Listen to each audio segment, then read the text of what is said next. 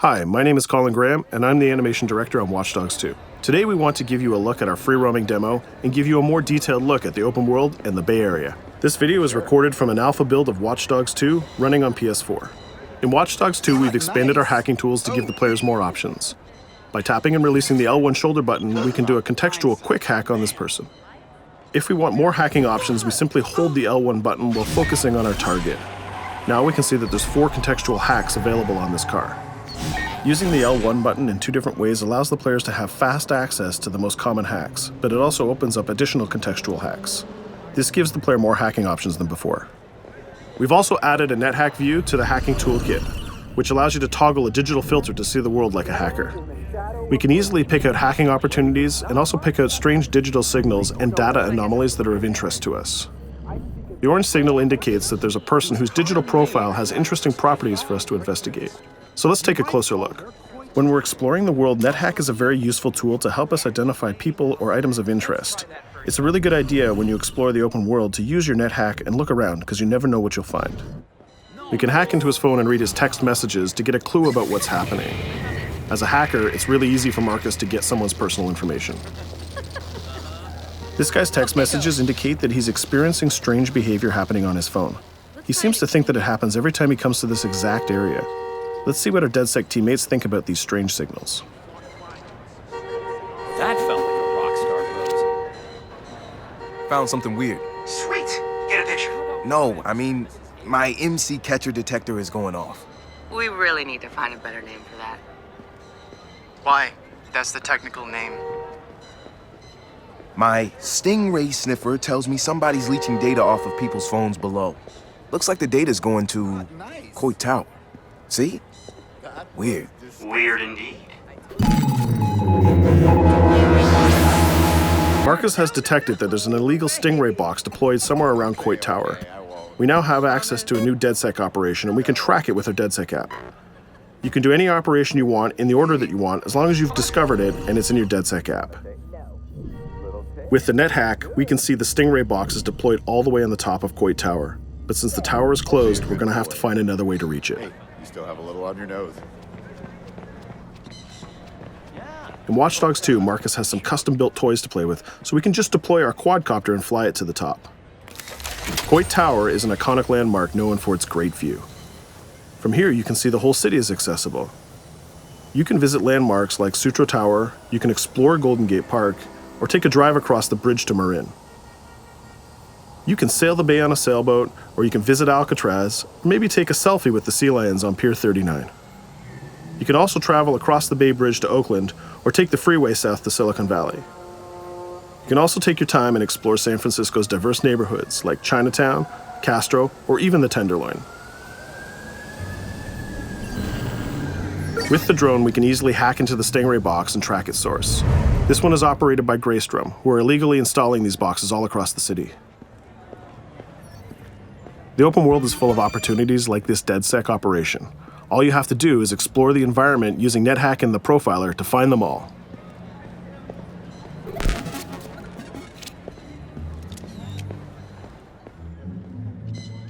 There we go. This one has a breadcrumb trail I can follow.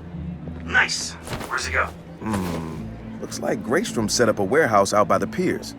You wanna bet I can find some shady shit in there? Definitely some shady shit in there. We can open our smartphone and select the DedSec app to track this operation. We use the DedSec app to manage all of our activities in Watch Dogs. We can see the objectives on our map, and it's not very far, so we can drive there pretty quickly. The Noodle Map app can be used to locate different landmarks and areas of interest.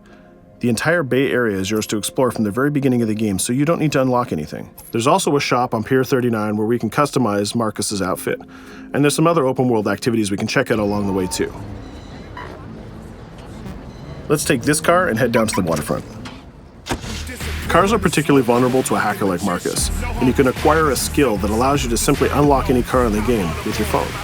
One of the biggest feedbacks we got from the fans after the first Watch Dogs game was about the driving.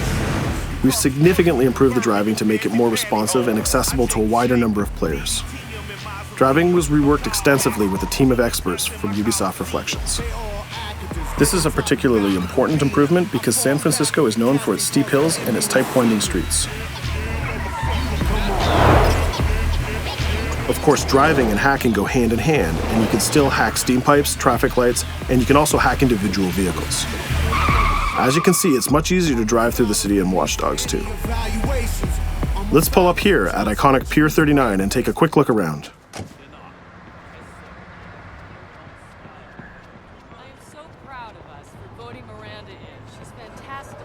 Up ahead is a clothing store, so let's go give Marcus a new look. Each clothing store has the style of the people who live in that area, so as you travel around the world, you can start to build a wardrobe that's as diverse as San Francisco itself.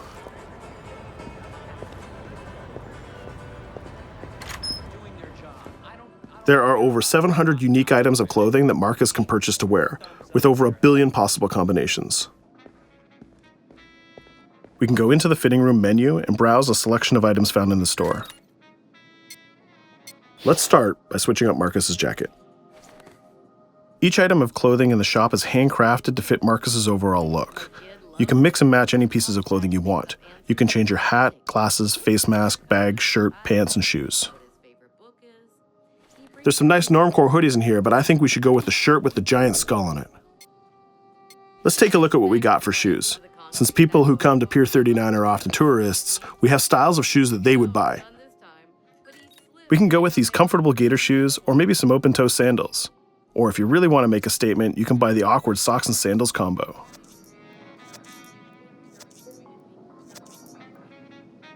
In the end, though, I think we should go with Stars and Stripes Chucks.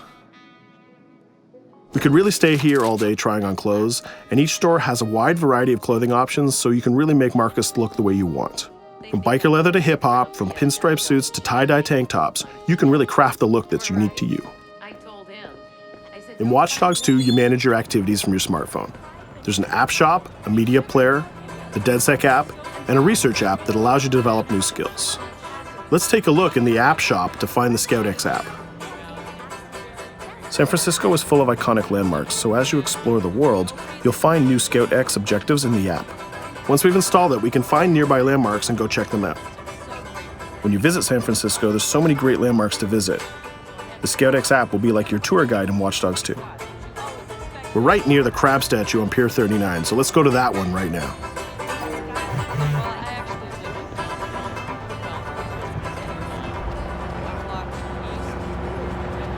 These tourists have the right idea. We'll just pop open our phone and select our camera and take a picture of this giant crab. Let's make it a selfie and use the California Vibe filter.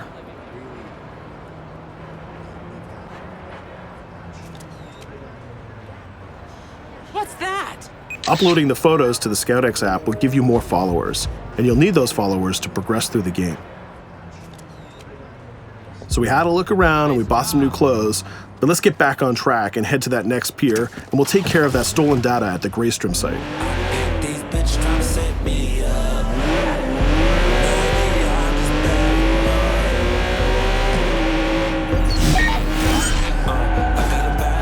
We can see the objective marker in our minimap, and it's also displayed in orange at the end of the pier. Let's park our car past the scissor lift and go scout the place on foot. Operations in Watch Dogs 2 are almost always a free approach, so you can go after the objective from any direction. Let's start by getting into cover and scouting our enemies and see if we can spot the objective. From there, we can make a plan of attack. We can launch our drone and scout the area. We can use our NetHack view to see that there are guards patrolling the rooftop, and the objective is in a small office.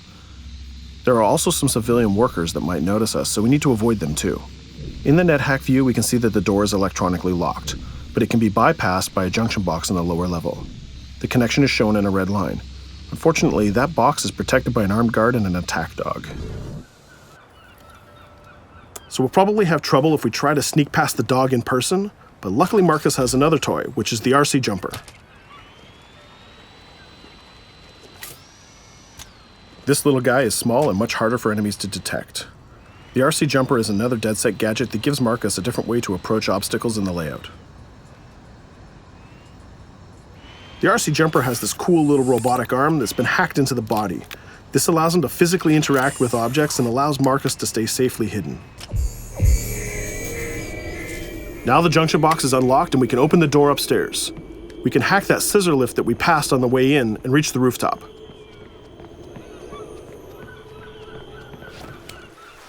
By hacking into the OS of the scissor lift, Marcus can take remote control of it. Not only can you raise it up and down, but you can actually drive it around anywhere you want in the world. This level of control gives players total freedom when dreaming up an approach to a mission. Our first challenge is to get past the guard in front of us. So let's hack into the security camera and see how he might be vulnerable.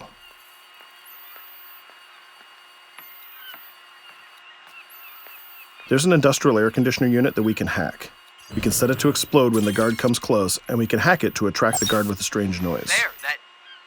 The guard will go investigate the noise and walk straight into the trap we set. Shit. Does anyone know first aid?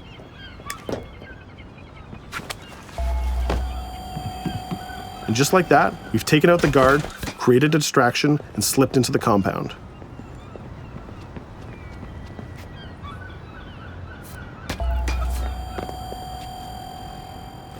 A more direct way to neutralize a guard is to use the non-lethal stun gun.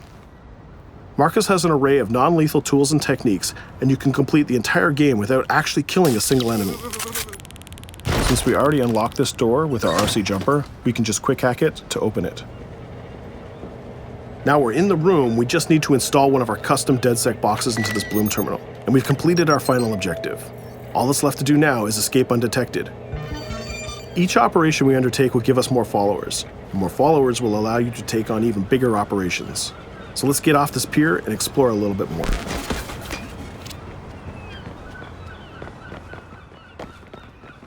Tell me you fucked up their hardware? I left an expensive little present in their system, and they're going to pay for it. Damn, you sound like Jimmy Siska. Hell yeah!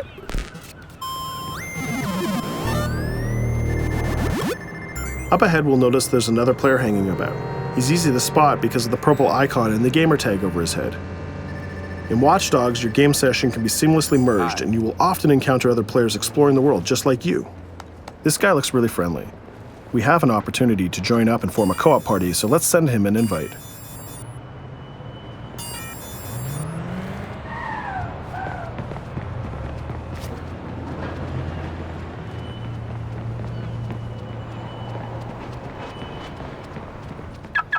Now that we're joined in a session, we can complete co-op missions together and take on even bigger and tougher targets.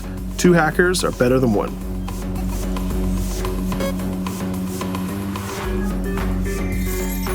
We're gonna head across the bay to Prescott, which is in North Oakland, to infiltrate a gang lair.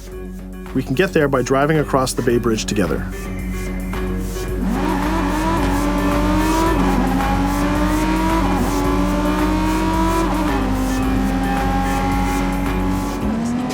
All right, we can see that we're in a much different neighborhood than before. This is Prescott, a subdistrict of North Oakland, and the location of our next co-op operation. With our partner, we can go together and activate this mission.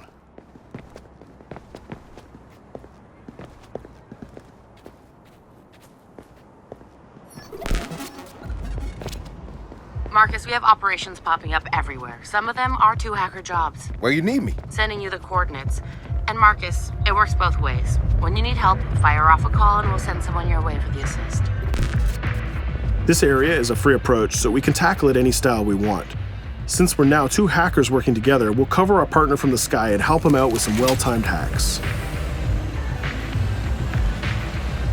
We can distract this guard by hacking his phone, and our friend will take him down very stealthily.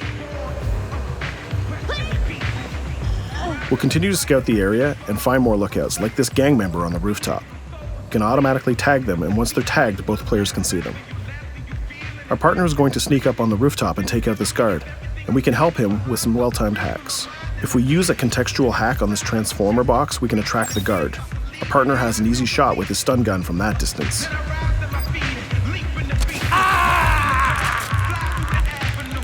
Using the NetHack view again, we can see that there's a lockbox connected by red connection lines to a room on the other side of the compound.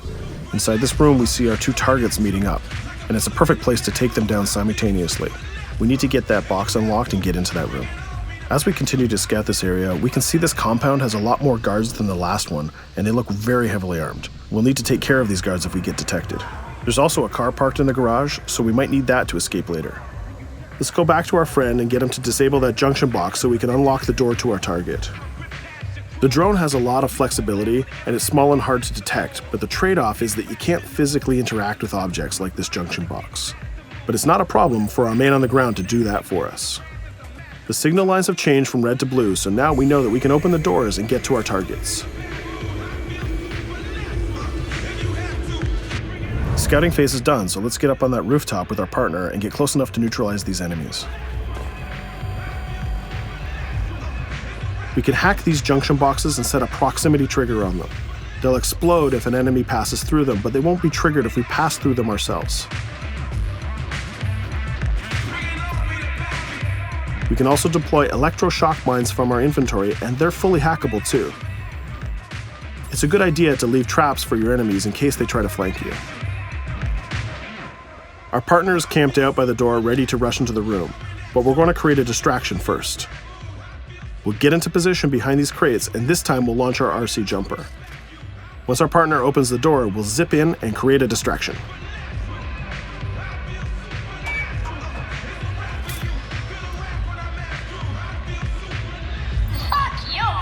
Our jumper has another feature too. It can launch foul-mouthed taunts and make people angry.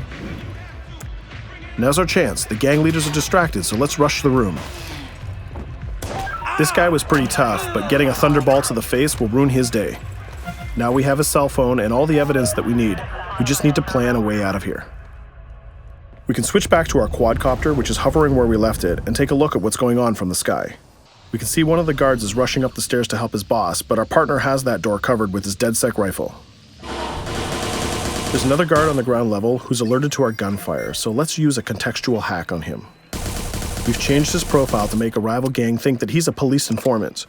The rival gang will come to this compound and take care of him for us. Things are heating up, so we're gonna have to improvise a little bit. We can hack the car in the garage and reverse it away from the enemies so we can use it for our getaway. The rival gang just arrived and they've engaged in a gang war with the remaining guards. These guys aren't messing about, they're armed with grenades and body armor. We'll take some higher ground and use our DedSec 3D printed assault rifle to take them on.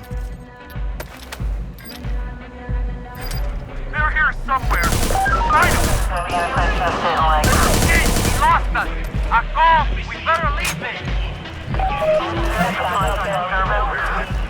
There's still one guard left, so we can hack his headset, which leaves him vulnerable to a takedown.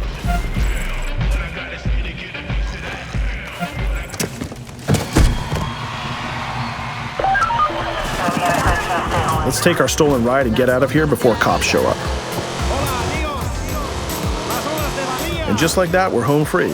We took down both gang leaders, we got the evidence we needed, and we triggered a gang war, and we escaped without getting killed. That's teamwork. 2 hackers and 1 successful DedSec operation. Let's take a minute to talk about a brand new multiplayer PvP event called Online Bounty. When the player commits a crime, the police will respond and pursue the player until he can escape from the police. We call that the felony system. While you're in the felony, a bounty event can occur. A bounty event allows up to 3 other online players to join the pursuit and try to kill the player for as long as the felony lasts. As the target player of the bounty, your objective is to evade the felony and the pursuing players. Rewards are given for neutralizing the hunters.